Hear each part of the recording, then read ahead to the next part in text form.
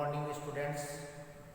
Are के science PG college Karwad के द्वारा संचालित ऑनलाइन क्लासेज में मैं गिरिराज सिंगाटिया आप सभी छात्र छात्राओं का स्वागत करता हूं। जैसा कि आपको विदित है, महाविद्यालय के द्वारा ऑनलाइन क्लासेज सुचारू रूप से चलाई जा रही है, अतः सभी विद्यार्थी ऑनलाइन क्लासेज के द्वारा अपनी पढ़ाई को सुचारू रूप से बनाए रखें। देखिए, आज हमारा जो टॉपिक है वो बीएससी पार्ट फर्स्ट ईयर का पेपर नंबर 3 सब्जेक्ट जूलॉजी है। इसमें जो मेन पॉइंट्स थे, गेमेटोजेनेसिस हमने कंप्लीट कर लिया था। नेक्स्ट पॉइंट पे आज हम चर्चा करेंगे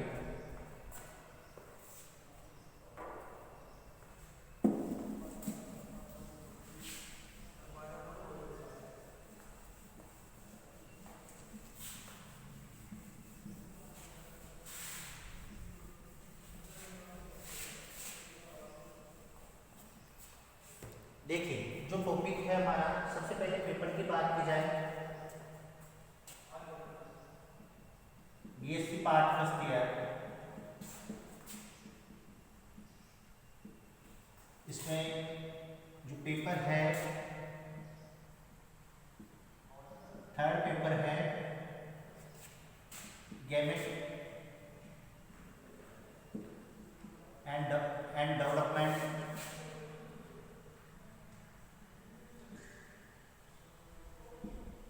गैमेट एंड डेवलपमेंट बायोलॉजी।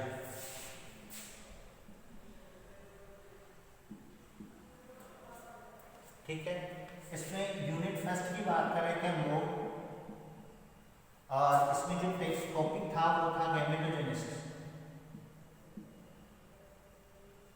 ये हमारा टॉपिक था, इस पे चर्चा कर रही थी। गैमेटोजेनेसिस मैंने बता दिया था आपको कि गैमेटोजेनेसिस जो होता है, युग्मक जनन जो होता है एनिमल्स में, जो गैमेटोजेनेसिस का जो प्रोसेस होता है उसको दो भागों में डिवाइड किया था। मैंने बताया था आपको कि एक तो होता है स्पर्मेटोजेनेसिस, एक होता है oogenesis।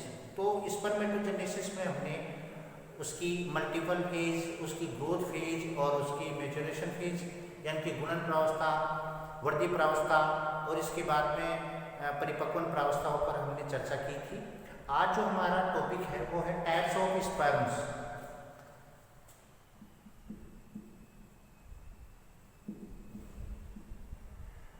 स्पर्म, ये हमारा आज का टॉपिक है, टाइप ऑफ स्पर्म्स। देखिए, टाइप ऑफ स्पर्म्स की अगर बात की जाए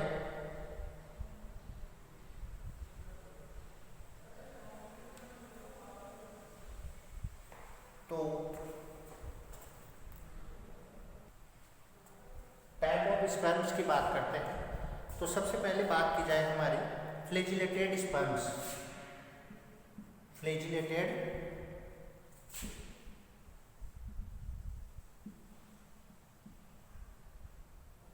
स्पर्म यानी कि कसाब युक्त शुक्राणु, कसाब युक्त शुक्राणु। क्लियर? फ्लैजिलेटेड स्पर्म का मतलब हो गया कसाब युक्त शुक्राणु। नॉन फ्लैजिलेटेड स्पर्म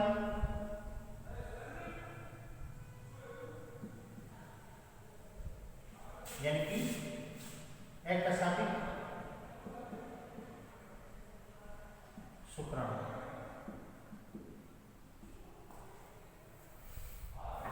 देखिए, इस चीज को आपको क्या ध्यान रखना है, यहाँ पर फ्लैजिलेटेड और नॉन फ्लैजिलेटेड स्पर्म की बात की जा रही है, यानी कि यहाँ पर कसाबिक और एककसाबिक, यानी कि जिसमें कसाब पाई जाती है, पूंछ पाई जाती है या लोकोमिनेशन पार्ट पाया जाता है। अर्थात इसका मतलब है जिसमें गमन के लिए फ्लैजिला प्रेजेंट होती है वो फ्लैजिलेटेड स्पर्म होते हैं, और जिसमें कसाबिका अनुपस्थित होती है वो नॉन फ्लैजिलेटेड स्पर्म होते हैं।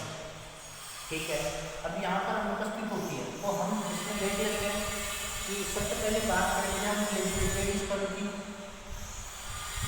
फ्लैजिलेटेड स्पर्म की अगर बात की जाए, फ्लैजिलेटेड स्पर्म की अगर बात की जाए तो आपको ध्यान रखना है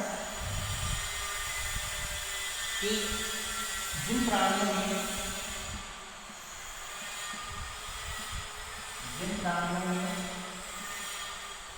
जिन प्राणियों में एक कसाब एक पूंछ पाई जाती है, पूंछ बता सकते हो, कसाब बता सकते हो, कसाब पाई जाती है, उसे क्या बोलते हैं? मोनोफ्लैजिलेटेड, मोनोफ्लैजिलेटेड स्पर्म। फॉर एग्जांपल वर्टिब्रेट्स, कशेरुक।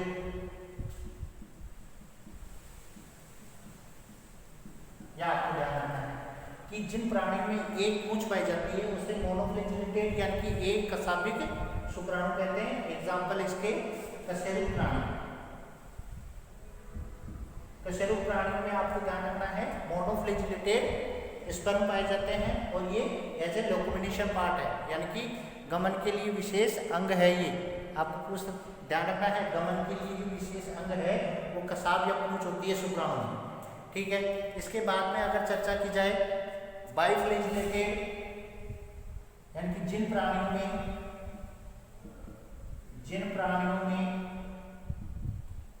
दो पूंछ पाई जाती है, दो पूंछ या कसाब पाई जाती है, कसाब पाई जाती है, उन्हें क्या बोलेंगे? बाइफ्लैजिलेटेड स्पर्म।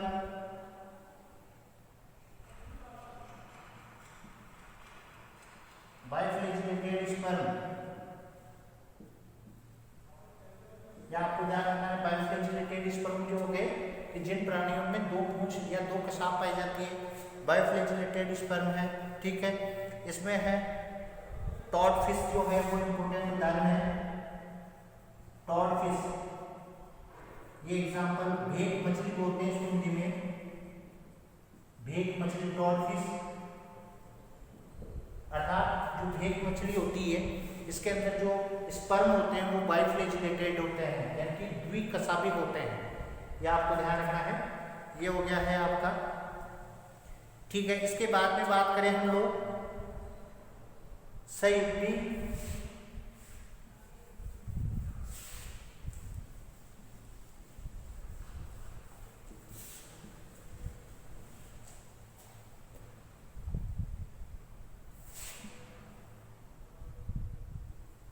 conjugated,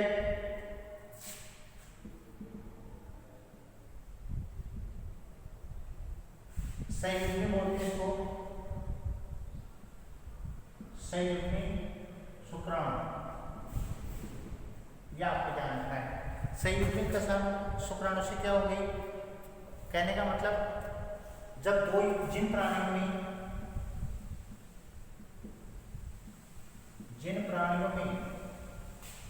शुक्राणु स्पर्म जो होते हैं,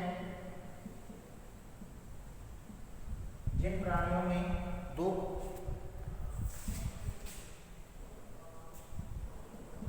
या अधिक शुक्राणु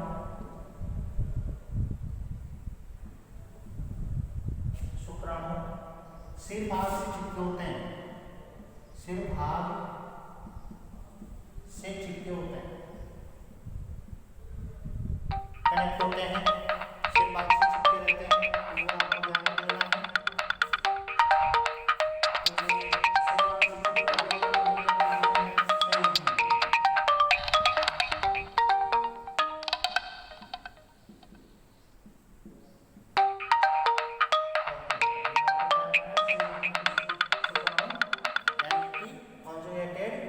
स्पर्म जो होते हैं वो आपको ध्यान रखना है संयुग्मिक शुक्राणु, यानी कि जिनके दो या दो से अधिक शुक्राणु सिर भाग से अगर चिपके हुए हो, कनेक्ट हो, जुड़े हुए हो, तो उन्हें संयुग्मिक शुक्राणु हम कहते हैं। इसके बाद में बात करें नॉन फ्लैजिलेटेड स्पर्म की।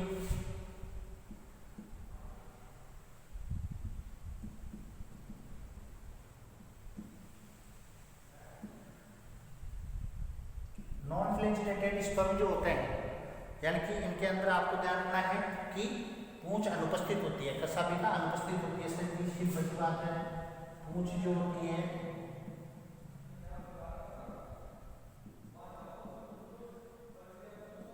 पूंछ अनुपस्थित होती है।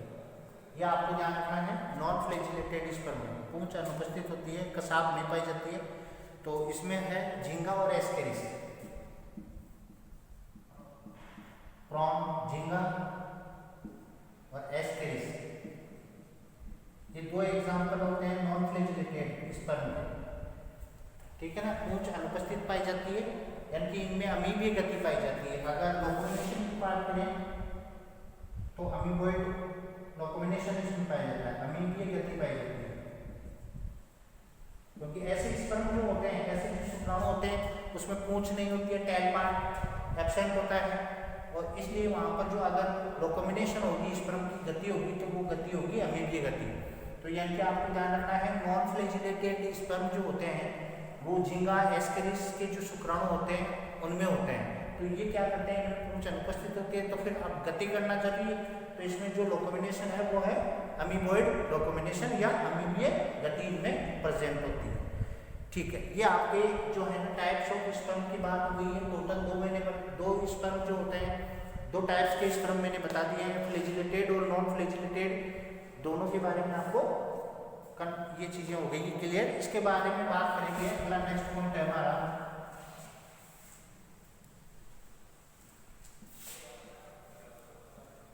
देखिए, सबसे पहले तो आपको क्या ध्यान रखना है कि जैसे आपने स्पर्मेटोजेनेसिस पढ़ा, oogenesis का गैमेटोजेनेसिस का जो फर्स्ट पॉइंट था वो हमारा कंप्लीट हो चुका है, और जो सेकंड पॉइंट है वो हमारा है oogenesis, अंडजनन जिसे हम बोलते हैं। टॉपिक का नाम है oogenesis, अंडजनन।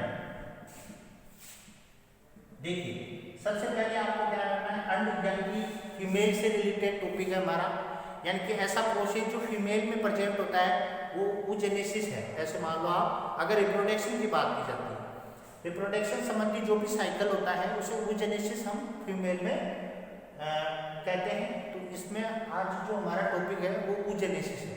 तो oogenesis होता क्या है, सबसे पहले तो सबसे पहले आपको ध्यान रखना है oogenesis का जो प्रोसेस होता है वो अंडाशय में होता है। ओवरी जो होती है वो साइड जो होती है वो अंडाशय होती है, अंडाशय में oogenesis होता है। तो आपको पता होना चाहिए जो अंडाशय में जर्मिनल एपिथेलियम, यानी कि हम ये कह सकते हैं आदि जनन कोशिका, उसके द्वारा ही क्या बनते हैं, ओवम फॉर्मेशन होता है, अंडाणु का निर्माण होता है। और वो कैसे होगा वो सारी चीज हम पढ़ लेते हैं। देखो, सबसे पहले तो आपको क्या ध्यान रखना है कि जो अंडजनन की क्रिया है, oogenesis की जो क्रिया है वो अंडाशय में होती है, और ये क्योंकि एक एज ए लार्ज फेज है, ये बड़ी प्रावस्था है, तो बड़ी प्रावस्था है तो इसको और प्रावस्थाओं में डिवाइड किया गया है, जैसे मल्टीपल फेज है, ग्रोथ फेज है, मैच्योरेशन फेज है, ये इसकी डिवाइडेशन फेज होती है, यह आपको ध्यान रखना है। तो वो चीज़ हम पढ़ते हैं। तो सबसे पहले हम बात करेंगे डेफिनेशन की बात कर लेते हैं। तो ध्यान रखोगे, आदि जनन कोशिकाओं से या जर्म एपिथेलियम सेल्स बता सकते हो।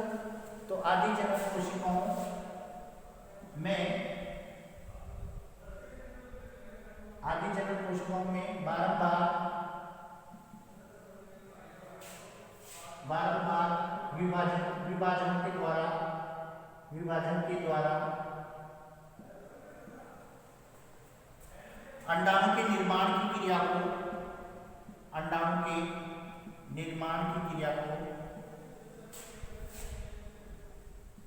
अंडजनन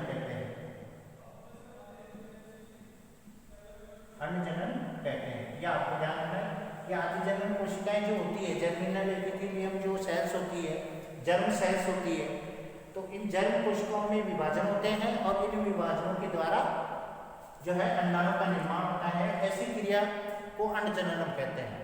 तो ध्यान रखना है अंडजनन, ठीक है। अंडजनन की जो क्रिया होती है वो मैंने बता दी है आपको कि अंडजनन की क्रिया को 3 प्रावस्थाओं में डिवाइड किया गया है। सबसे पहले आता है आपकी मल्टीप्लेक्शन फेज, ठीक है, जिसे गुणन प्रावस्था कहते हैं हम लोग, ठीक है। सेकंड अगर बात की जाए तो ग्रोथ फेज है, वृद्धि प्रावस्था जिसे कहते हैं। अब इसमें क्या होता है, जो ग्रोथ फेज होती है, तो वो ग्रोथ फेज जो होती है वो 2 फेज में, सब फेजेज में कन्वर्ट की गई है। तो सबसे पहले इसमें आती है आपकी प्रीविटेलोजेनेसिस।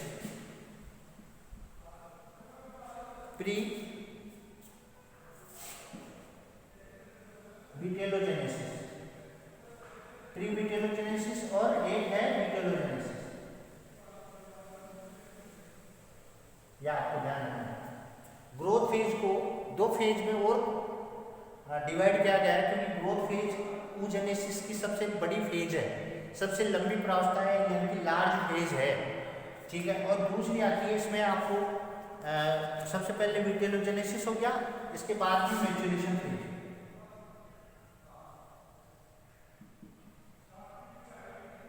ठीक है, परिपक्वन प्रावस्था, ये आपको ध्यान रखनी है। तो oogenesis में सबसे पहले इन बिंदुओं पर हम चर्चा करेंगे, ठीक है। तो सबसे पहले स्टार्टिंग बात कहते हैं मैच्योरेशन फेज की। तो यहाँ पर इधर की तरफ अपन इसका एक आरेख बना लेते हैं।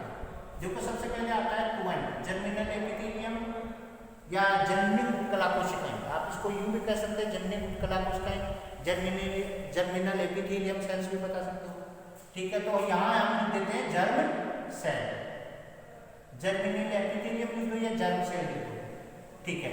ये कहाँ होती है? जो ओवरी होती है, जो अंडाशय होता है, उस अंडाशय की मिड वाली जो लेयर होती है, सबसे पहले जोना पेलिसिटा है, इसके बाद में आपकी जननी एपिथेलियम है, कोरोना रेडिएटा है, ठीक है ना, ये आपके लेयर्स होते हैं। तो यहाँ पर जो ये वाली जो लेयर होती है, यानी कि जर्म की सेल्स जो होती है, उसकी सेल्स जो होती है वो जर्म सेल्स होती है, यानी कि जर्मिनल लेयर की जर्म सेल्स के द्वारा यहाँ oogenesis का प्रोसेस होता है।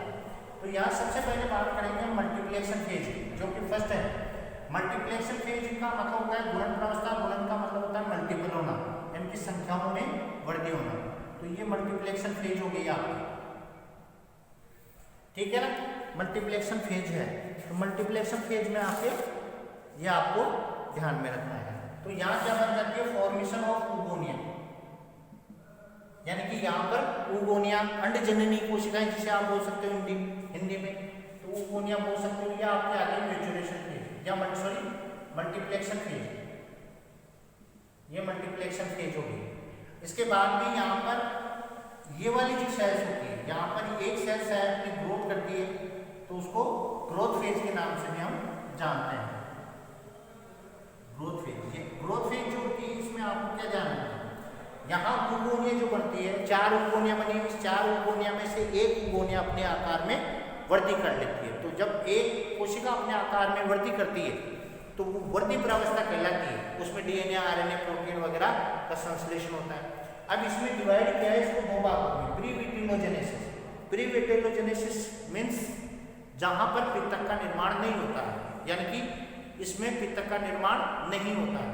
तो यहाँ पर पित्तक का निर्माण नहीं होने से इसमें दो चीज़ें होती है, आपको ध्यान रखना है। तो इंक्रीज ऑफ न्यूक्लियर मेटेरियल, एक तो इंक्रीज ऑफ न्यूक्लियर मेटेरियल और इंक्रीज ऑफ साइटोप्लाज्मिक मेटेरियल, यानी कि यहाँ पर एक तो क्या होता है कि केंद्रीय पदार्थ की वृद्धि होती है। प्रीविटेलोजेनेसिस में केंद्रीय पदार्थ यानी कि डीएनए, आरएनए वगैरह की वृद्धि होती है, जिसको अपन आगे लॉन्ग फेज में पढ़ लेंगे। तो प्रीविटेलोजेनेसिस में आपको ये ध्यान रखना है कि इसमें डीएनए, आरएनए, केंद्रक वगैरह यानी कि क्रोमोसोम वगैरह की वृद्धि होती है, ये आपको ध्यान रखना है। विटेलोजेनेसिस में पित्तक का निर्माण होता है, योग या पित्तक का निर्माण जो होता है अंडे में, विटेलोजेनेसिस में होता है। तो प्रीविटेलोजेनेसिस और विटेलोजेनेसिस ये हम आगे और देख लेंगे। मैच्योरेशन फेज, देखो यहाँ पर आ गई आपकी प्राइमरी oocyte,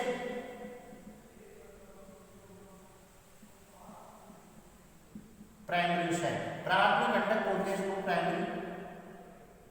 प्राथमिक अंडक। तो प्राइमरी oocyte होगी। अब प्राइमरी oocyte के अंदर आपको मियोसिस फर्स्ट कर देना है, मियोसिस फर्स्ट कर देना है। प्राइमरी oocyte यानी कि प्राथमिक अंडक में आपको क्या कर देना है? सीधी सी बात है, प्राइमरी oocyte के अंदर आपको मियोसिस करना है। अब मियोसिस करोगे तो यहाँ पर एक तो बन जाएगी primary polar body,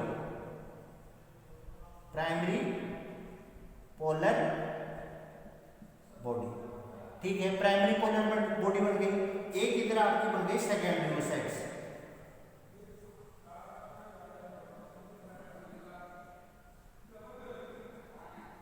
secondary oocytes। अब यहां आप करोगे मियोसिस सेकेंड। तो यहां पर जो प्राइमरी पोलर बॉडी थी इससे दो पोलर बॉडी और बढ़ जाएगी, ठीक है। इसके बाद भी यहां बात की जाए तो यहां पर एक तो ओम बढ़ जाएगा, एक तो अंड बढ़ जाएगा, ठीक है, और एक फिर पोलर बॉडी और बढ़ जाएगी, यह आपको ध्यान रखना है। तो यहां पर तीन तो polar body, three polar body, ठीक है, तीन तो पोलर बॉडी बन जाएंगी यहाँ पर, सॉरी हाँ ठीक है, तीन तो ध्रुवकाय बन जाएंगे, ध्रुवकाय, ध्रुवकाय, ये आपको ध्यान रखना है, और एक अंडा बन जाएगा, ओ ठीक है। ये सेकेंडरी आपका सेकेंडरी पोलर बॉडी है, पोलर बॉडी, ध्यान रखो कि सेकेंडरी पोलर बॉडी, तो सेकेंडरी पोलर बॉडी यहाँ बन रही है, इससे सेकेंडरी ओसाइट्स में मियोसिस सेकंड किया तो एक तो ओवम बढ़ जाएगा और एक आपकी सेकेंडरी पोलर बॉडी बढ़ जाएगी, यह आपको ध्यान रखना है। एक बार दोबारा मैं दे देता हूँ। मल्टीप्लेक्शन फेज में आपको जर्म सेल लेनी है, जर्म कोशिका लेनी है, जर्म कोशिका के अंदर आपको मल्टीपल डिवीजन करने, मल्टीपल डिवीजन करोगे तो आपके पास क्या होगा, ओवोनिया आएगी। इस ओवोनिया में से एक ओवोनिया अपनी ग्रोथ करती है।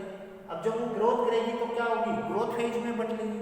ग्रोथ फेज में क्या होगा, विटेलोजेनेसिस पेरीविटेलोजेनेसिस का प्रोसेस होगा, दोनों काम यहाँ पर साथ में, विटेलोजेनेसिस और पेरीविटेलोजेनेसिस होगा, ठीक है। अब इसके बाद में अगर चर्चा की जाए तो यहाँ पर जब ग्रोथ कर लेती है, टोटल इसकी ग्रोथ हो जाती है तो ग्रोथ फेज होगी, और जब ग्रोथ हो जाती है ओवोनिया की, जब ग्रोथ हो जाती है तो फिर प्राइमरी ओसाइट हो जाता है। यहाँ पर ये प्राथमिक घटक है। प्राथमिक घटक में आपको मियोसिस फर्स्ट करवाना है और मियोसिस सेकंड करवाना है। बिल्कुल आपको ध्यान रखना है कि यहाँ पर जैसे मान लो एक आपके पास प्राइमरी ओसाइट्स है, कई बार कॉम्पिटिशन एग्जाम में या जैसे आपके नॉर्मल जो एग्जाम होते हैं उसमें पूछ लेते हैं कि मान लो 200 पोलर बॉडी है, 200 पोलर बॉडी है, तो कितने ओवम बनेंगे, ये भी आपको ध्यान रखना है। तो एक ओसाइट से, एक प्राइमरी ओसाइट से एक ओवम बनता है। तो अब आप डिवाइड उसको मल्टीपल कर लेना कि भाई 200 अगर 200 अगर प्राइमरी ओसाइट्स हैं तो फिर कितने बनेंगे, तो 200 से 200 ओवम बन जाएंगे, सीधी सी बात है। ये आपको थोड़ा यहाँ पर ध्यान देना है। ये यहाँ पर जो मैच्योरेशन फेज होती है वो सबसे इंपॉर्टेंट फेज होती है यहाँ पर, क्योंकि यहाँ मियोसिस फर्स्ट और सेकंड होता है। पोलर बॉडी कितनी बनेगी, एक पोलर बॉडी बनेगी या दो पोलर बॉडी बनेगी, तो एक ओजेनेसिस के प्रोसेस में 3 पोलर बॉडी बनती है। यह आप कंफर्म ध्यान रखें, 3 पोलर बॉडी का formation of 3 polar body in oogenesis process. अब बात यह आती है कि जब ओवम होता है, अंडाणु जो होता है वो अंडाणु बनता है आपका एक, यानी कि ओजेनेसिस के प्रोसेस में ओवम बनेगा एक, यानी कि फॉर्मेशन 1 ओवम इन ओजेनेसिस प्रोसेस। अब ये तो हो गया हमारा कि अंडाणु और अंडाणु का निर्माण कैसे होगा, ये हमारे को हो गया। ओवम फॉर्मेशन ऑफ ओवम कैसे होगा, ये मैच्योरेशन फेज में होगा। अब एक आपको यहाँ एक चीज विशेष ध्यान देनी यह है कि यहाँ पर मियोसिस फर्स्ट और मियोसिस सेकंड होगा, मियोसिस फर्स्ट और मियोसिस सेकंड जरूर होगा। ये मैच्योरेशन फेज में होता है, कभी भी और फेज में नहीं होगा। क्लियर ये है, ठीक है। मल्टीप्लेक्शन फेज में ओनली माइटोसिस डिवीजन करना है आपको, मियोसिस डिवीजन का नाम नहीं लेना है, क्योंकि माइटोसिस डिवीजन के द्वारा ही मल्टीपल किया जाता है, ठीक है, क्योंकि नंबर ऑफ क्रोमोसोम जो होते हैं वो बढ़ते हैं, ठीक है। इसके बाद में अगर बात करें हम तो आपको पूरा प्रोसेस हो गया। पूरे प्रोसेस में आपको ध्यान रखना है कि ओजेनेसिस की जो प्रोसेस होता है, ओजेनेसिस का जो प्रोसेस होता है, अंडाणु का जो निर्माण होता है फीमेल्स में, मेमेलियंस में जो है, तो उसमें 3 आपके पोलर बॉडी बनते हैं और एक अंडाणु का निर्माण होता है। ये आपको ध्यान रखना है, ठीक है। अब इसको हम थोड़ा सा विस्तार से ले लेते हैं क्या होता है मल्टीप्लेक्शन फेज में। तो मल्टीप्लेक्शन फेज में तो इतना ध्यान रखना है, जर्म कोशिका होती है, इसमें मल्टीपल होता रहता है, रेगुलर माइटोसिस डिवीजन होता है। डिवीजन कौन सा होगा, only mitosis division. Mitosis division हुआ, ओवोनिया फॉर्मेशन ऑफ ओवोनिया हुई, फॉर्मेशन ओवोनिया हुई, और फिर ओवोनिया में से एक ओवोनिया अपनी ग्रोथ करती है, ठीक है। ग्रोथ में थोड़ा सा आपको ध्यान देना है, क्या करें प्रीविटेलोजेनेसिस में, तो प्रीविटेलोजेनेसिस में आपको ध्यान रखना है इंक्रीज ऑफ न्यूक्लियर मैट्रिक्स। ये जो सबसे इंपॉर्टेंट पॉइंट्स है, ये पॉइंट है, इनको थोड़ा सा मैं और समझा देता हूं क्या है, देखिए।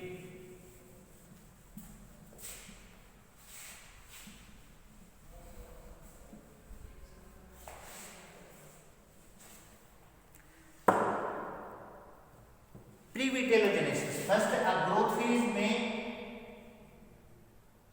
ये ग्रोथ फेज है और ग्रोथ फेज में फर्स्ट है प्रीविटेलोजेनेसिस।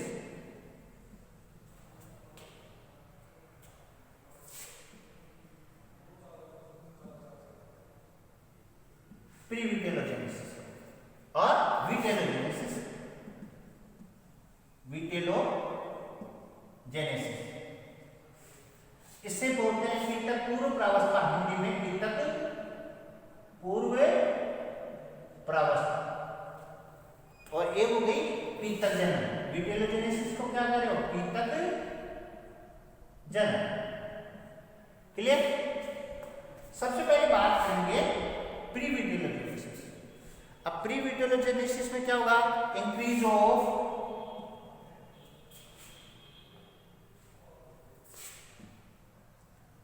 Of nuclear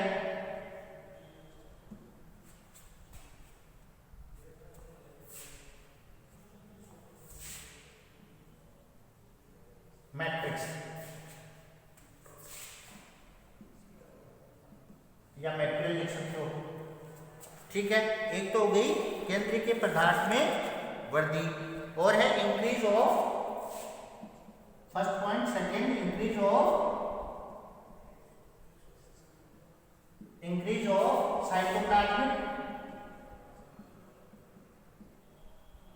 cytoplasmic matrix. या आपको ध्यान रखना, दो चीजें हो गई है, इंक्रीज ऑफ न्यूक्लियर मैट्रियल और सेकेंड है इंक्रीज ऑफ साइटोप्लाज्मिक मैट्रियल। इसको हिंदी में कहते हैं केंद्रीय के पदार्थ में वृद्धि। इसे बोलते हैं कोशिकीय पदार्थ में वृद्धि। तो सबसे पहले केंद्रीय के पदार्थ में वृद्धि है, इस पर चर्चा करेंगे हम लोग कि वह केंद्रीय के पदार्थ में वृद्धि कैसे होती है, क्या होती है। देखो, सबसे पहले एक एक कौन ले लेते हैं केंद्रीय के पदार्थ में वृद्धि क्या होती है। तो यहाँ पर देखो, न्यूक्लिक अम्ल, डीएनए और आरएनए की मात्रा में वृद्धि। डीएनए व आरएनए की मात्रा में वृद्धि।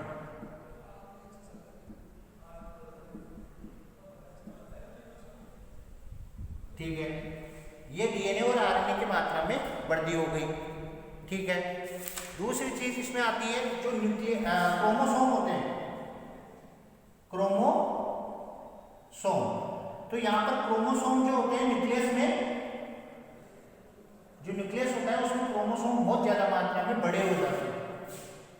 तो इसे क्या बोलते हो आप? लैम्ब-ब्लूस गुणसूत्र। ध्यान रखोगे आप, लैम्ब-ब्लूस गुणसूत्र जो होते हैं वो इंक्रीज ऑफ न्यूक्लियर मैट्रियल में होगा। पहली चीज तो इसमें डीएनए आरएनए की मात्रा बढ़ेगी और केंद्र के अंदर क्रोमोसोम बड़े हो जाते हैं, यानी कि लैम्प को साफ करने वाले ब्रश जैसे हो जाते हैं। तो ये आपको ध्यान रखना है। तो उसे लैम्प ब्रश गुणसूत्र हम कहते हैं। ठीक है, लैम्प ब्रश गुणसूत्र की बात की जाए तो बाल्बियानी साइंटिस्ट ने इसको डिस्कवर किया था उभयचर जो होते हैं उनके एग में। तो ये आपको ध्यान रखना है। तो लैम्प ब्रश गुणसूत्र जो होते हैं वो आपको ध्यान रखना है, पक्षी, मछलियां, सरीसृप, पक्षी, मछलियां और सरीसृप, जो रेप्टाइल्स वगैरह होते हैं ना, इनमें फिशेस है, बर्ड्स है, इसी प्रकार सरीसृप है। ठीक है, मेंढक है, ठीक है ना, इसके अंदर ऐसा जो है लैम्प ब्रश गुणसूत्र दिखाई देते हैं। बस लैम्प ब्रश गुणसूत्र में ध्यान इतना ही रखना है कि जो न्यूक्लियस होता है ना, उस न्यूक्लियस में गुणसूत्र है बड़े आकार के हो जाते हैं, लैम्प को साफ करने वाले ब्रश से जो हो जाते हैं, तो वो लैम्प ब्रश गुणसूत्र हो गया।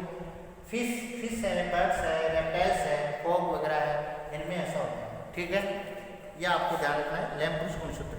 ठीक है, इसके बाद में बात की जाए जो क्रोमोसोम जीन्स होती है, इसमें ट्रांसक्रिप्शन, ट्रांसलेशन प्रोसेस जो होता है, अनुलेखन जिसे आप बोलते हो। ठीक है, तो यहाँ अनुलेखन से मतलब क्या होता है? ट्रांसक्रिप्शन। ठीक है, तो इसमें क्या होता है? DNA transcription means DNA and formation of RNA. या आपको ध्यान रखना, अनुलेखन या ट्रांसक्रिप्शन। ठीक है ना, तो डीएनए से एमआरएनए का जो निर्माण होता है उसे क्या कहते हैं? अनुलेखन। और अनुवादन से मतलब क्या होता है? प्रोटीन या सिंथेसिस ऑफ प्रोटीन वो होता है आपका अनुवादन, अनुलेखन, अनुवादन, ट्रांसलेशन, अनुवादन। तो यह आपको ध्यान रखना है। तो यहाँ पर डीएनए से एमआरएनए की मात्रा बढ़ती है तो वो ट्रांसक्रिप्शन होगा, ठीक है।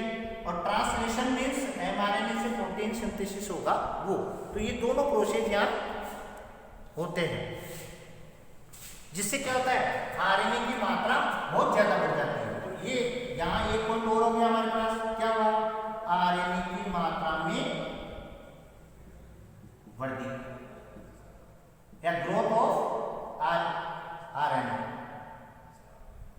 ठीक है। यहाँ पर आरएनए की मात्रा में भी वृद्धि हो जाती है, ठीक है। अब आरएनए की मात्रा में वृद्धि हो जाएगी तो क्या हो जाएगा, टीआरएनए, एमआरएनए, आरआरएनए, इनकी भी मात्रा में क्या हो जाएगी, वृद्धि हो जाएगी। तो इसका मतलब क्या हो गया कि increase of nuclear matrix, material या मैट्रिक्स लिख सकते हो, तो केंद्रीय पदार्थ में वृद्धि हो जाएगी, ठीक है। इसके बाद में बात करें जो आरआरएनए होता है, इंपॉर्टेंट पॉइंट है, आरआरएनए जो होता है ribosomal RNA, rRNA means ribosomal RNA होता है, वो आपको ध्यान रखना अनुलेखन, ट्रांसक्रिप्शन मेथड प्रोसेस होता है, उसमें भूमिका निभाता है, अनुलेखन में भूमिका निभाता है, मतलब इसका मेन रोल होता है, भूमिका निभाता है या तो यहाँ पर आरआरएनए राइबोसोमल आरएनए होता है, वो प्रोटीन यानी कि हम कह सकते हैं डीएनए से एमआरएनए का जो निर्माण होता है, यानी कि उसको हम शॉर्ट में क्या बोल रहे हैं, ट्रांसक्रिप्शन बोल रहे हैं। तो ट्रांसक्रिप्शन में सबसे इंपॉर्टेंट पॉइंट होता है, ये आपको ध्यान रखना है, आरआरएनए सबसे मेन इंपॉर्टेंट होता है। तो ये आपको ध्यान रखना है, ये आपके होते हैं आपके न्यूक्लियर, या हम कह सकते हैं इंक्रीज ऑफ न्यूक्लियर मैटेरियल। तो इंक्रीज ऑफ न्यूक्लियर मैटेरियल में आपको ये सारी चीजें क्लियर कर देनी है। क्या क्या कर देना है, यहाँ डीएनए और आरएनए की मात्रा में वृद्धि होती है, तो डीएनए और आरएनए की मात्रा में वृद्धि हो रही है, इसका मतलब हो गया इंक्रीज ऑफ न्यूक्लियर मैटेरियल। अब यहाँ पर जो न्यूक्लियस होता है, न्यूक्लियस में आपको ध्यान रखना है क्रोमोसोम की मात्रा बढ़ जाती है, क्रोमोसोम बहुत बड़े हो जाते हैं, और जब क्रोमोसोम बहुत बड़े हो जाते हैं तो वो लैंप को साफ करने वाले ब्रश जैसे हो जाते हैं, तो लैंप ब्रश हो गया, ठीक है। एग्जाम्पल आपको बता देना है, फिश है, बर्ड्स है, रेप्टाइल्स है, ठीक है, मेंढक वगैरह है। इसी प्रकार दूसरा आरएनए की मात्रा में वृद्धि होगी तो टीआरएनए, एमआरएनए की मात्रा में भी वृद्धि हो जाती है।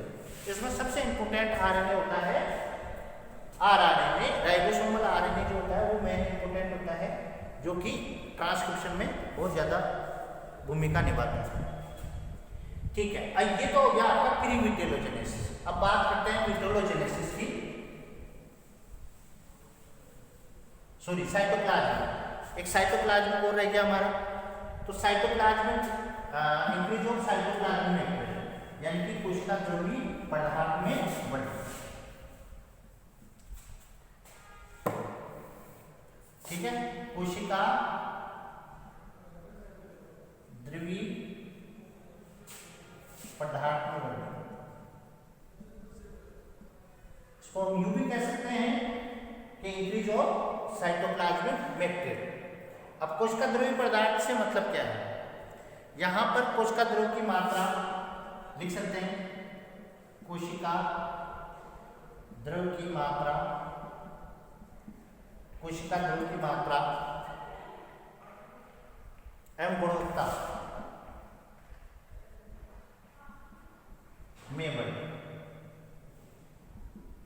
क्वालिटी एंड क्वांटिटी दोनों इंक्रीज होती है, ठीक है, गुणवत्ता में और मात्रा में दोनों में वृद्धि होती है, ठीक है। पक्षी व एम्फीबियन उभयचरों के अंडों में माइटोकॉन्ड्रिया की वृद्धि होती है। अब माइटोकॉन्ड्रिया की वृद्धि होती है तो माइटोकॉन्ड्रियल क्लाउड बादल, यानी कि माइटोकॉन्ड्रिया बादल पूछ ले माइटोकॉन्ड्रियल क्लाउड कहाँ होते हैं, तो आपको जानना है पक्षी और उभयचर के जो अंडे होते हैं, पक्षी और उभयचर के जो एग होते हैं उसमें माइटोकॉन्ड्रिया बहुत ज़्यादा मात्रा में बढ़ जाता है। तो mitochondria as a power house है, तो यहाँ पर एनर्जी ज़्यादा होने के लिए, यानी कि यहाँ एनर्जी की खपत ज़्यादा होती है, तो वहाँ माइटोकॉन्ड्रिया सबसे ज़्यादा पाए जाते हैं। तो ये आपको जानना है पक्षी और उभयचरों के अंडों में माइटोकॉन्ड्रिया बहुत ज़्यादा मात्रा में होता है। तो ऐसा लगता है कि माइटोकॉन्ड्रिया या माइटोकॉन्ड्रियल क्लाउड या बादल नजर आते हैं, ये आपको ध्यान रखना है। माइटोकॉन्ड्रियल क्लाउड्स जो होते हैं वो पक्षी और उभयचर जो होते हैं, बर्ड्स वगैरह होते हैं, एम्फीबियंस होते हैं, उसमें सबसे ज़्यादा मात्रा में पाए जाते हैं, यह आपको ध्यान रखना है। इसी प्रकार the increase of the ribosomes and the protein synthesis, यानी कि यहाँ पर राइबोसोम्स की वृद्धि होती है, राइबोसोम की वृद्धि हो रही है। अब जब राइबोसोम की वृद्धि होगी तो सीधी सी बात है प्रोटीन संश्लेषण भी ज्यादा होगा, प्रोटीन संश्लेषण अधिक होता है, ये भी आपको ध्यान रखना है। तो राइबोसोम्स की अगर वृद्धि होगी तो सीधी सी बात है प्रोटीन संश्लेषण ज्यादा होगा। एक चीज आपको ध्यान रखना है, राइबोसोम को पेलेट ने डिस्कवर किया था, पेलेट एक साइंटिस्ट था, पेलेट ने इसको डिस्कवर किया था। तो राइबोसोम जो होते हैं वो प्रोटीन संश्लेषण के लिए इंपॉर्टेंट होते हैं, क्योंकि प्रोकैरियोटिक और यूकैरियोटिक जो सेल्स होती है दोनों में राइबोसोम्स प्रेजेंट होते हैं। जो प्रोकैरियोटिक सेल्स होती है वो 70s प्रकार के 70s टाइप्स के राइबोसोम होते हैं। यूकैरियोटिक जो सेल्स होती है उसमें 80s राइबोसोम प्रेजेंट होते हैं। तो हम बात करें यहाँ यूकैरियोटिक सेल्स की, सीधी सी बात है, तो यहाँ पर जो राइबोसोम्स होंगे मीन्स 80s प्रकार के जो है राइबोसोम्स यहाँ पाए जाते हैं। ठीक है, अब राइबोसोम जो होते हैं वो इंपोर्टेंट होते हैं, किसके लिए इंपोर्टेंट होते हैं? सेल के अंदर प्रोटीन संश्लेषण के लिए, यानी कि अगर राइबोसोम्स हैं तो प्रोटीन सिंथेसिस होगा, अगर राइबोसोम एब्सेंट है तो वहाँ पर प्रोटीन सिंथेसिस नहीं हो पाएगा। ठीक है, इसके बाद में अगर बात करें हम लोग, यहाँ पर आरएनए के संचय का कार्य होता है, यानी कि एंडोप्लाज्मिक रेटिकुलम जो होती है वो भी बढ़ती है। तो यहाँ पर हम कह सकते हैं ER में वृद्धि, ये भी एक इंपोर्टेंट पॉइंट हो गया हमारे लिए। यहाँ पर किसमें? Cytoplasmic, increase of cytoplasmic material में, यानी कि कोशिका द्रव्य पदार्थों में हमारे पास एक पॉइंट ये भी हो गया है, क्या हुआ है? ER में वृद्धि। अगर ER में जब वृद्धि होती है, ER में जब ग्रोथ होती है तो वहाँ पर आरएनए का संचय भी बहुत ज़्यादा होता है, यानी कि यहाँ रिजर्व के रूप में रखा जाता है। आरएनए का संचय जो होता है वो रिजर्व, यानी कि ER की जो पटलिकाएं होती है उनके द्वारा होती है, यह आपको ध्यान रखना है। ठीक है, ये आपको कुछ पॉइंट्स थे मैंने यहाँ। आपका प्री विजुअलोजेनेसिस कंप्लीट होता है, पॉइंट आपका प्री विजुअलोजेनेसिस हो गया। अब बात करेंगे विजुअलोजेनेसिस, पितक जनन की। ठीक है, नेक्स्ट पॉइंट बात करेंगे।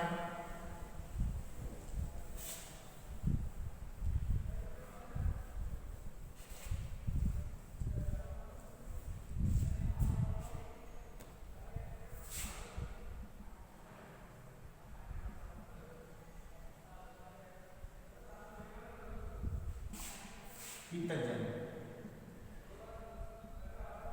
देखो भाई, सबसे पहले पितक को हम बोलते हैं, योग भी बोलते हैं पितक। अब पितक जो होता है वो आपको ध्यान रखना है, भ्रूण के लिए पोषक पदार्थ का बताएंगे, भ्रूण का पोषक पदार्थ, क्योंकि जब एम्ब्रियो डेवलपमेंट होगा तो उसके लिए जो मेटेरियल काम में आएगा वो मेटेरियल आएगा काम में ही, तो भ्रूण का पोषक पदार्थ होता है। यानी कि जब भ्रूण ग्रोथ करता है, जब भ्रूण डेवलपमेंट ऑफ एम्ब्रियो होता है तो वहाँ पर न्यूट्रिशन के लिए जो काम में आता है, न्यूट्रेट जो होता है, न्यूट्रेट जो सबस्ट्रेट्स होता है वो होता है योग, पितक। तो अंडे में पर्टिकुलर जो होता है, एक के अंदर जो पर्टिकुलर, अगर हम बात करें कि एम्ब्रियो न्यूट्रेट सबस्ट्रेट्स जो होता है वो होता है आपका योग। ठीक है, इसके बाद में बात करें कि अंडे में पितक के निर्माण की क्रिया, जो एग होता है अंडक में पितक के निर्माण की क्रिया, पितक में निर्माण की क्रिया, यानी कि यहाँ पर क्या होगी? द प्रोसेस ऑफ या हम ये कह सकते हैं फॉर्मेशन ऑफ योग इन एग, यानी कि अंडक में पित्तक के निर्माण की क्रिया को पित्तक जनन विटेलोजेनेसिस कहते हैं। ये ध्यान रखें।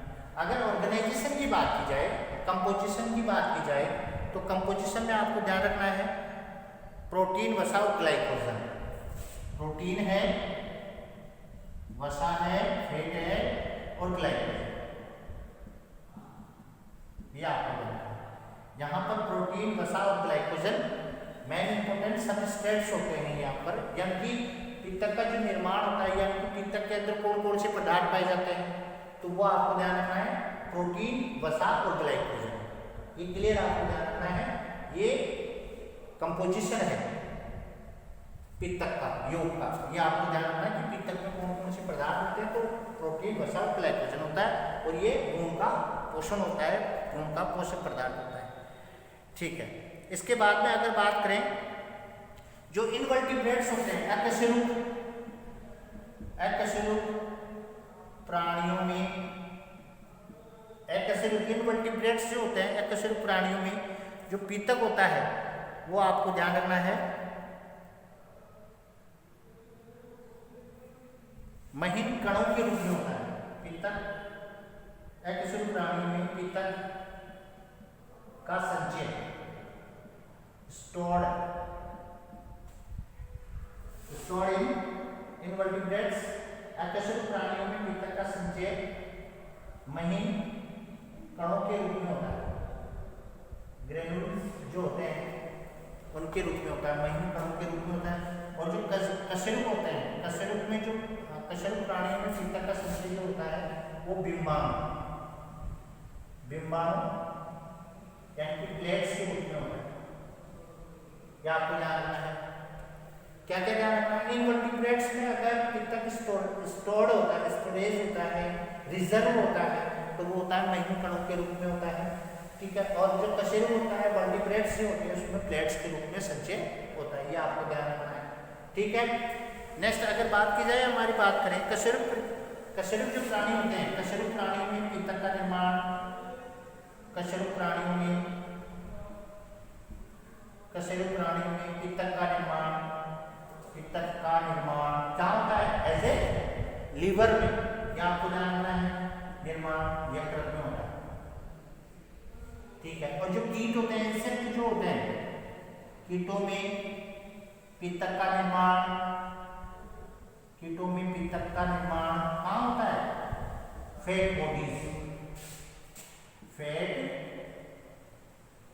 बॉडीज में होता है, यानी कि वसा का। क्या आपको ध्यान रखना है? ठीक है, विटेलोजेनेसिस हो गया हमारा, कहाँ होता है, क्या होता है, तो ये हो गया भ्रूण का पोषक होता है, the nutrient of embryo. Next are the formation of the yolk in अंडक या oocytes, the card of vitellogenesis.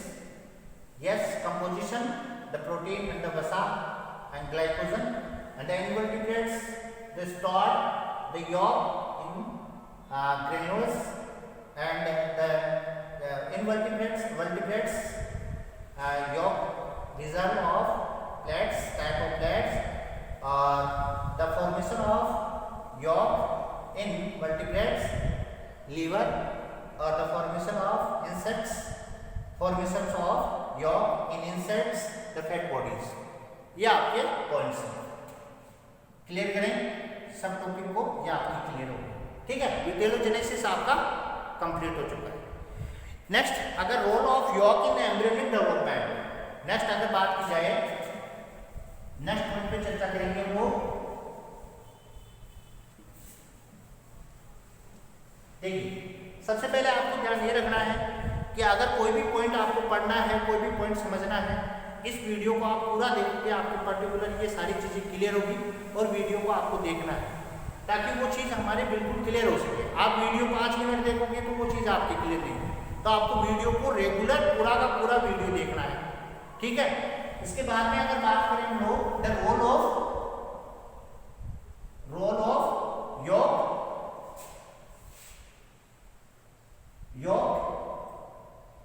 Development of embryo बता सकते हो आप, या इसको हम ये भी कह सकते embryonic development, embryonic development. Clear? ये हमारा पॉइंट है। अब इसको हिंदी में क्या बोलते हैं, हिंदी में क्या कहते हैं? हिंदी में ये कहते हैं कि पित्तक जो भ्रूण का विकास होता है, तो भ्रूण के विकास में जो है योग का महत्व क्या है? तो क्या हो गया? रोल ऑफ योग इन एम्ब्रियोनिक डेवलपमेंट। ठीक है, सबसे पहले तो आपको ध्यान रखना है कि ये भ्रूण का पोषण होता है। तो भ्रूण एम्ब्रियो जो होता है भ्रूण का पोषक होता है, भ्रूण का पोषक होता है। और पोषक होता है तो क्या करेगा? उसको एनर्जी अवेलेबल कराएगा,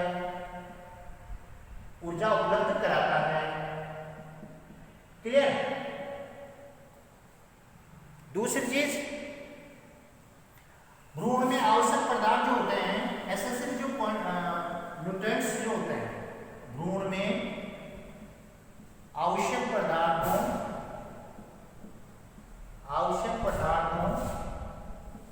के संश्लेषण में महत्व रखता है, इंपोर्टेंस होता है, इसका बहुत ज्यादा इंपोर्टेंस होता है। नेक्स्ट, पित्तक की मात्रा,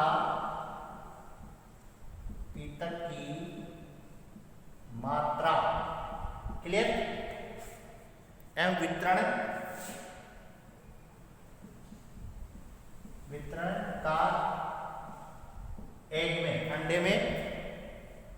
अंडे का आकार, विचलन का प्रकार, वितरण, अंडे का आकार, शेप एंड साइज, अंडे का आकार, ठीक है, विचलन, क्लीवेज ऑफ एग, अंडे का विचलन, क्लीवेज बोलते हैं इसको विचलन को, ठीक है, अंडे का विचलन। इसके बाद में डेवलपमेंट, परिवर्तन के लिए आवश्यक, तो इंपोर्टेंट होते हैं ये सारी चीजें, तो ये आपको ध्यान रखना है, रोल ऑफ योग इन एम्ब्रियोनिक डेवलपमेंट।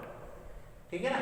तो इसमें सारी चीजें आपकी क्लियर हो चुकी है कि भाई ये भ्रूण का पोषक भी होता है, एनर्जी उसको अवेलेबल करवाता है, ठीक है, एसेंशियल जो सबस्ट्रेट्स होते हैं उनके सिंथेसिस में भी इसका रोल है। इसी प्रकार जो पित्तक की मात्रा है, डिस्ट्रीब्यूशन है, उसकी साइज एंड शेप है, क्लीवेज है, डेवलपमेंट है, इसके लिए भी पित्तक का सबसे ज्यादा महत्व होता है। ये आपके रोल ऑफ योग इन एम्ब्रियोनिक डेवलपमेंट। ठीक है, ये आपकी ग्रोथ फेज कंप्लीट हो चुकी है। क्लियर करें? ग्रोथ फेज कंप्लीट हो चुकी है। ठीक है, इसके बाद में आपका मैच्योरेशन फेज।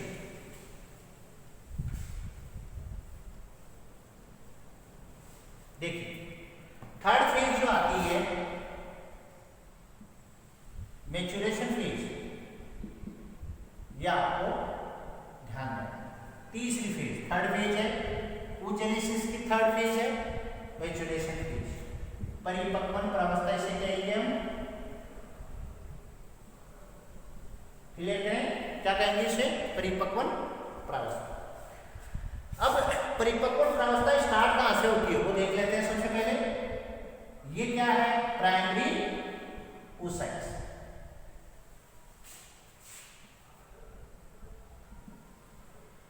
प्राइमरी oocyte, प्राथमिक अंडक।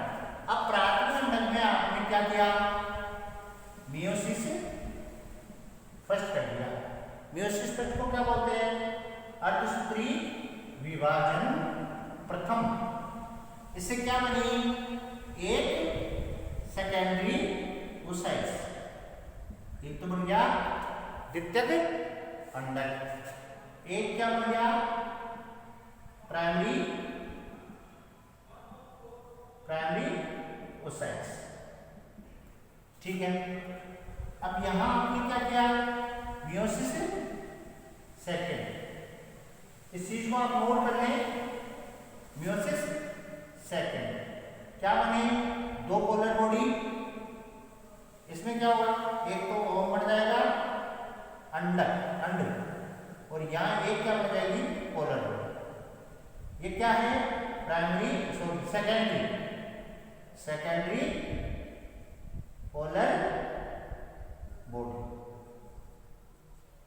द्वितीयक ध्रुवकाय।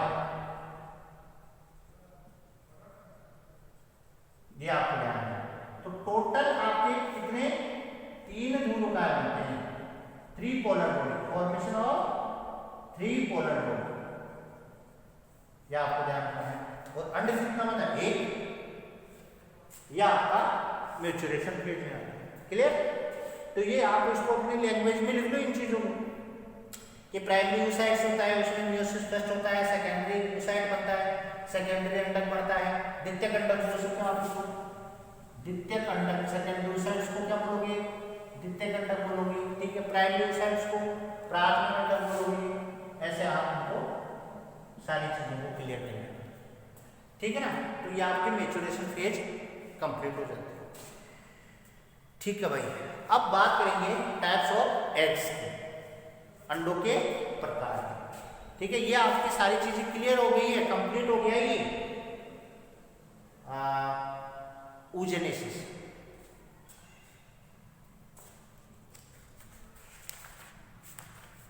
चलते हैं टाइप्स ऑफ एग्स की बात करते हैं।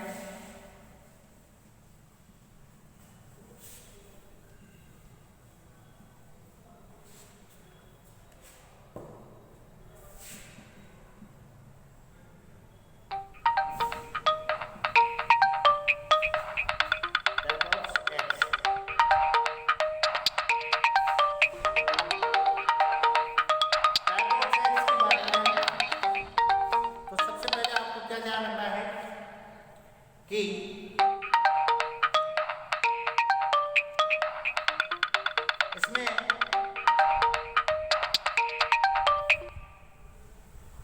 पित्तक की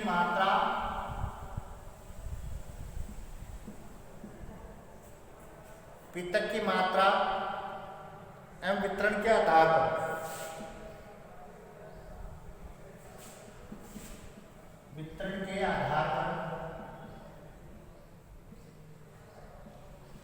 वर्गीकरण किया गया है।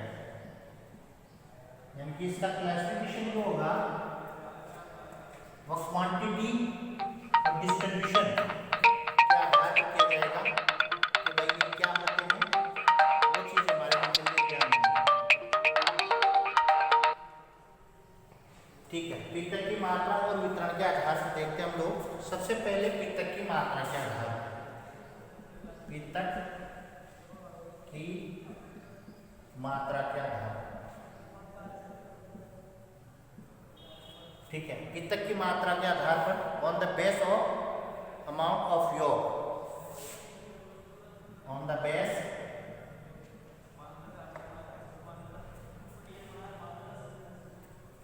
या बेसिस ऑफ अमाउंट ऑफ योग, योग की मात्रा के आधार पर, यानी कि on the basis of amount of योग, ठीक है। इसके बाद में ये तो हो गया हमारा on the basis of amount of the योग, ठीक है। इसमें सबसे पहले बात करें हम लोग कि अंडे जो होते हैं किस किस टाइप्स के होते हैं, वो देखते हैं। तो पहला हम बात करें सूक्ष्म पीत की, सूक्ष्म पीत की,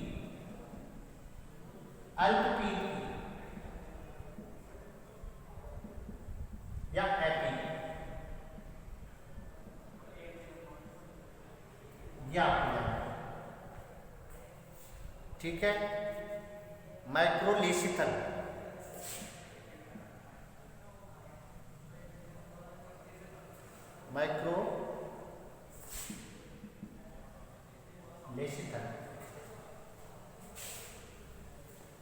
माइक्रोलेसिथल इसका मतलब क्या होता है, यानी कि इन अंडों में क्या होती है, पित्तक की मात्रा बहुत ही कम होती है, ना के बराबर होती है, बहुत ही कम, ना के बराबर। या मान लो आपको ध्यान देना है, हम पढ़ रहे हैं क्या, पित्तक की मात्रा, वितरण और आधार पर, वितरण के आधार पर अंडों के प्रकार पढ़ रहे हैं।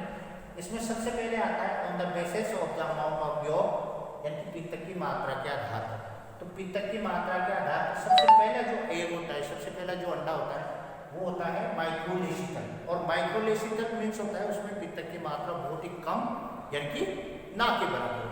ऐसे जो अंडे होते हैं वो माइक्रोलेसिकल कहलाते हैं। इसमें एग्जाम्पल बात करें तो मानव का अंड है, मनुष्य का जो अंडा है, मानव का अंड जो होता है वो आपको ध्यान रखना है माइक्रोलेसिकल का ही एग्जाम्पल है। दूसरा इसमें आपको बात करें यूथेरियन स्तनधारी अंडे, यूथेरियन स्तनधारी के अंडे,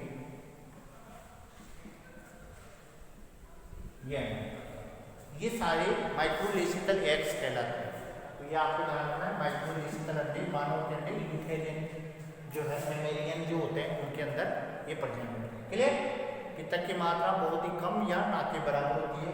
ऐसे अंडे माइक्रोलेसिकल, सूक्ष्म पीत की, अल्पपीत की, एपीत के अंडे कहलाते हैं।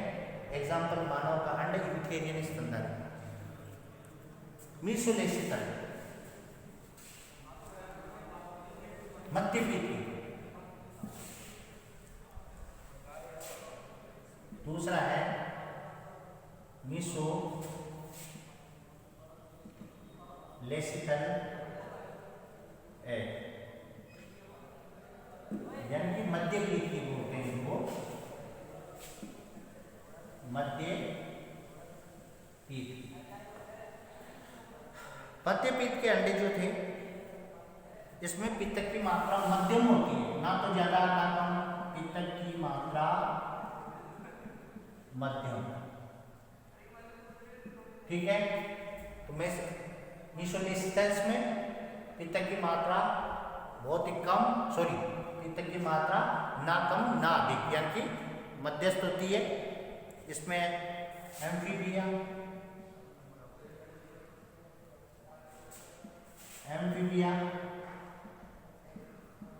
ठीक है, एम्फीबिया जो प्राणी होते हैं वो होते हैं। ठीक है? दूसरा इसमें एग्जाम्पल पढ़े पेट्रोमाइजोन,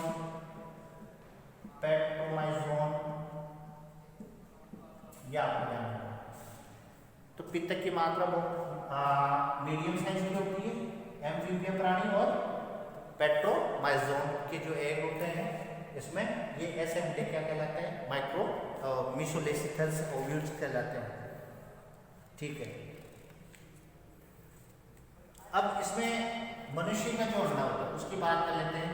जैसे इसमें बात करें सबसे पहले जो आता है वो तो आता है आपका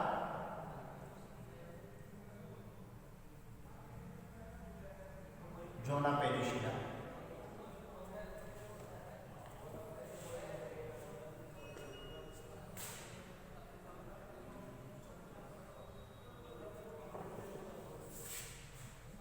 जोना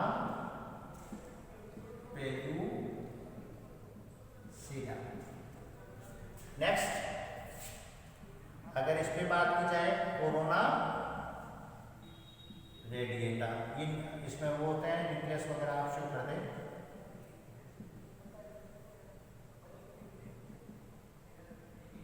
ठीक है ना, ये न्यूक्लियस वगैरह है, इसमें ये न्यूक्लियस है, ये साइटोप्लाज्म है, कोरोना रेडिएटा। और अंदर की तरफ आप विटेलाइन मेम्ब्रेन शो कर सकते हो, विटेलाइन झिल्ली। क्लियर? ये मानव एग, ह्यूमन एग की बात है। ठीक है? ह्यूमन एग को गैस में ये इसकी स्ट्रक्चर है।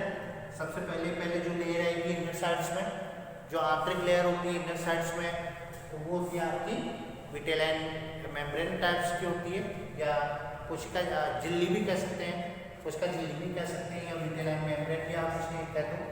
दूसरा सेकेंड इसके ऊपर लेयर आएगी वो आएगी जोना पेरिशिडा, और थर्ड जो लेयर आएगी वो आएगी कोरोना रेडिएटा। 3 लेयर्स होती है मानव अंड के चारों ओर, यानी कि कवरिंग एरिया जो होता है 3 लेयर्स के द्वारा होता है। तो वो 3 लेयर्स आपको मैंने यहाँ शो बता दी है कि भाई कौन कौन सी लेयर्स होती है। ठीक है? नेक्स्ट इसमें अगर बात की जाए मैक्रोलेसिकल, थर्ड जो टाइप्स की बात करें मैक्रोलेसिथल ओवम, यह आपको जानना है। यानी कि अतिपीत के अंडे भी आप कह सकते हो, अतिपीत की जहां पित्त की मात्रा बहुत ज्यादा होती है, अतिपीत के अंडे, ठीक है, अतिपीत के लिए अंडे। तो मैक्रोलेसिथल एग्स में बात करें तो यहाँ पित्त की मात्रा बहुत ज्यादा मात्रा होती है। तो एवीज रेप्टाइल्स जो होते हैं, पित्त की मात्रा अधिक, ठीक है ना, पित्त की मात्रा यहाँ क्या होती है, अधिक होती है। इसमें इंसेक्टा है, कीट है, कीट इंसेक्टा कीट होते हैं। दूसरे इसमें एवीज रेप्टाइल्स, एवीज है, रेप्टाइल्स आदि, ये आपको ध्यान रखना है। कीट एवीज रेप्टाइल्स जो होते हैं इनमें पित्त की मात्रा बहुत ज्यादा, इनके अंडों में पित्त की मात्रा बहुत ज्यादा होती है। तो ऐसे क्या होता है, डिस्ट्रीब्यूशन ऑफ योग, योग के वितरण के आधार पर जो है अंडे 3 प्रकार के होते हैं। एक तो माइक्रोलेसिथल, मैक्रोलेसिथल और एक आपका हो गया मैक्रोलेसिथल, मीसोलेसिथल और माइक्रोलेसिथल। ये 3 प्रकार के एग यहाँ पर प्रेजेंट होते हैं। एग्जाम्पल भी बता दिया मैंने, कीट एवीज और इनमें अतिपीत के अंडे होते हैं। मनुष्य वगैरह जो होते हैं, यूथेरियन जो स्तनधारी होते हैं, उसमें आपके माइक्रोलेसिथल होते हैं। और इसी प्रकार इसमें जो पेट्रोमाइजोन, एम्फीबिया वो जो थे आपके, उनके अंदर आपको बता देना है मीसोलेसिथल अंडे, मध्यपीत की अंडे। इस प्रकार आपका इस वीडियो में जो है oogenesis कंप्लीट हुआ। oogenesis के बाद में टाइप्स ऑफ ओव्यूल्स में डिस्ट्रीब्यूशंस ऑफ योग के आधार पर आपने अंडों के प्रकार पढ़े। आज की वीडियो में इतना ही काफ़ी। जय श्री कृष्ण।